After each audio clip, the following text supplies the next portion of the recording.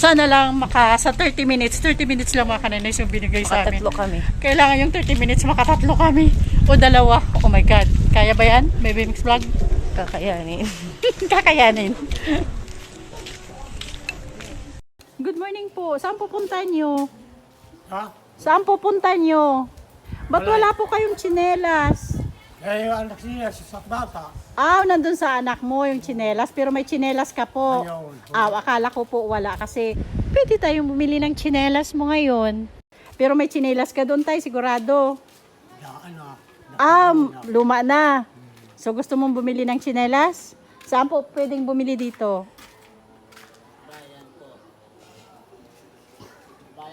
May malapit po ba dito na mabibilhan tayo ng tsinelas mo, tay? Lalo pa na. Ha? Marami doon. Malayo? Saan po? Okay po. So, pwedeng ikaw na lang po ang bumili ng tsinelas mo po. Tungan. Bigyan na lang po kita ng pambili ng tsinelas po. Sige po. Doon na oras. Bibi.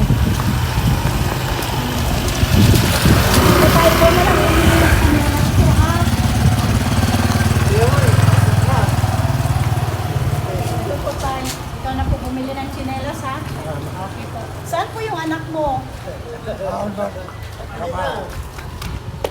Trabaho. Okay. Doon ka po nakatira? Okay. Ano po? Ito pa niyo rebato. Epifanio Ribato? It. Ribato? Uno. Okay po tayo. Okay. Bili mo ng tsinelas sa tayo. Asawa ka po po tayo? Mahalo na. Balo po. So, welcome to the club, tatay. Uy, channel pala. Pasok mo na kayo sa loob. Pasok mo na kayo sa loob. Pati ikaw. Sige po, tay.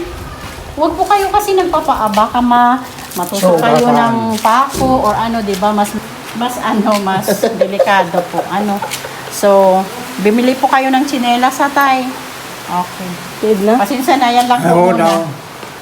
Sige po, tatay. Bye-bye na po. Ano ka naman? Opo, bye-bye po.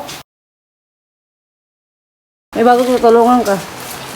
Ay, mayroon pa pala dito.